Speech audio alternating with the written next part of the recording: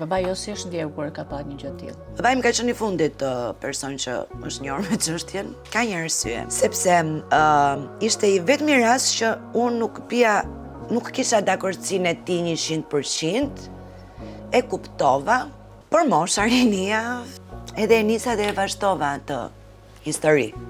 Edhe ishte shumë e fortë për mua që të dilja e dështuar përballë Timetit. Dhe çlirimi jemi i gjithë situatës apo i mendimit për divorcin ishte fakti kur mora aprovimin e tij. Ty të ndodhin gjitha këto dhe unë nuk di gjë. Vajzën dhe të unë se unë jam gjallë.